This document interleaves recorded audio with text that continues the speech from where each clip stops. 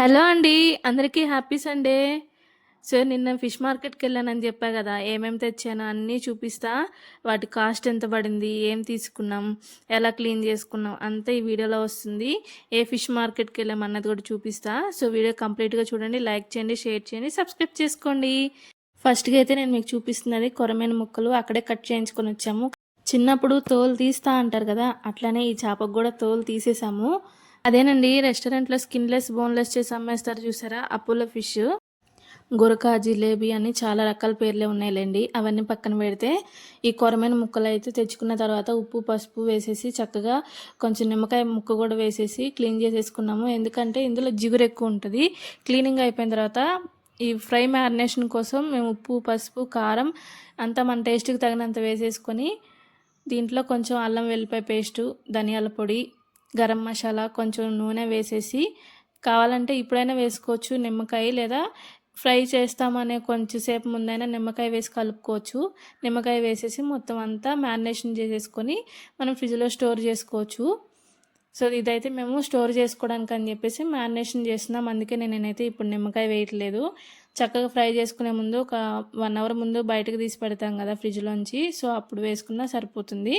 అంతా కలిసేలా చక్కగా పట్టించి ముక్కలన్నిటికీ మనమైతే మ్యారినేషన్ చేసుకొని పెట్టేసుకుంటున్నాము. మనం చేపలు తెచ్చుకుంటే చక్కగా క్లీన్ చేసుకోవాలి. అప్పుడే నీసు వాసన రాదు. పెద్దవాళ్ళు అంటుంటారు చూసారా? మాంసం ఉడక్క చెడుతది, చేప కడక్క చెడుతదని చెప్పేసి. అందుకనే చక్కగా కడుక్కుంటే చేపలు మంచిగా ఉంటాయి. సో, టేస్ట్ కూడా బాగుంటుంది. మనం మంచిగా ఎంజాయ్ చేయగలుగుతాం. లేకపోతే నీసు వాసనతో మనం సరిగ్గా తినలేము. ఇంతకీ ఎక్కడి నుంచి తెచ్చుకున్నామో చెప్పలేదు కదా! రామ్‌నగర్ ఫిష్ మార్కెట్ అండి. ఈ కొరమేను అయితే 350 పడింది. కిలోకి ఒకటే వచ్చింది. తర్వాత ఇంకా తెచ్చుకున్న చేపలైతే జిలేబీలు అదే చెప్పా కదా అపోలో ఫిష్ అని. అవైతే 2 కేజీస్, కేజీ వచ్చి 60 రూపీస్ పడింది. అవి ఐస్‌లో ఉన్నాయి కాబట్టి చాలా తక్కువ కాస్ట్ పడ్డాయన్నమాట. సో, రకాలున్నాయి అందులో కూడా 80 రూపీస్, 60 రూపీస్ అట్లాగా. 60 రూపీస్‌తో 2 కేజీస్ తీసుకున్నాము. ఆ చేపలన్నీ వాళ్ళకే ఇచ్చేసి కట్ చేయించుకొని తెచ్చుకున్నాము. వాళ్ళు కట్ చేయడానికి కేజీకి 30 రూపీస్ తీసుకున్నారు. అవి జిలేబీలకైతే కేజీకి 25 రూపీస్ లాగా తీసుకున్నారనమాట. తర్వాత వచ్చేసి రొయ్యలు తీసుకున్నాం. రొయ్యల్లో 2 రకాలున్నాయి. చిన్న సైజు, పెద్ద సైజు. సో, ఏది తీసుకున్నా కూడా ఒకటే కాస్ట్ ఉంది. 250 రూపీస్ కేజీ. సో, 2 కలిపి అవి కేజీ, ఇవి కేజీ తీసుకున్నాం. అవి 500 రూపీస్ పడ్డాయి. రొయ్యలు క్లీన్ చేయడానికి ఇస్తే కిలోకి 30 రూపీస్ తీసుకున్నారు కానీ పైపని క్లీన్ చేశారు. లోపల నరాలైతే తీయలేదు. సో, ఇంటికొచ్చాక మళ్ళా నేను కూర్చొని అన్ని ఈ విధంగా నరాలు తీస్తున్నాను అనమాట. మీకు చూపిస్తాను చూడండి. నరం అనేది కొంతమంది కొంచెం ముందు వైపు కట్ చేసి తీస్తారు. కానీ వెనక కూడా ఉంటది.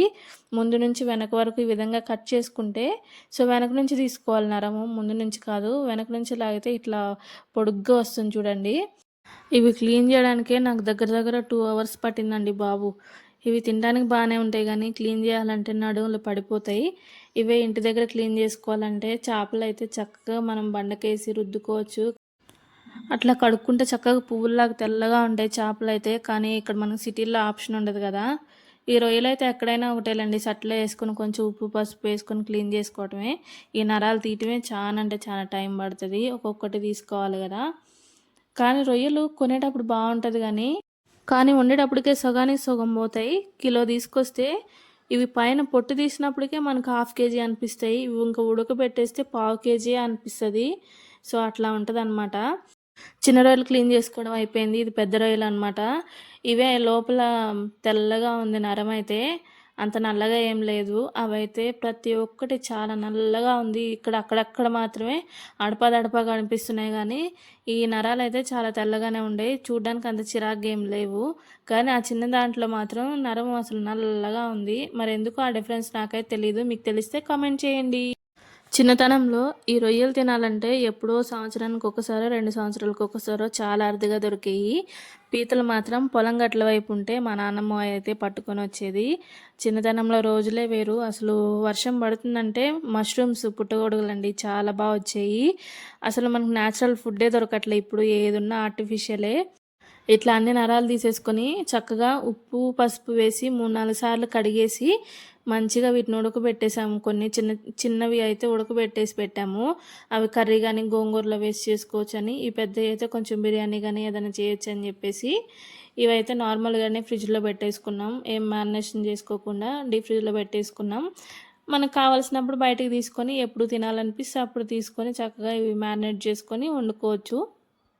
ఇవన్నీ ఒకేసారి వండేస్తారా ఇన్నిగానం అని అనుకుంటున్నారా? లేదండి. ఇవన్నీ క్లీన్ చేసుకొని ఫ్రిడ్జ్‌లో పెట్టేసుకొని ఫ్రీజ్ చేసుకొని వారం సరిపడా అప్పుడు కొంచెం, అప్పుడు కొంచెం వండుకొని తింటాము.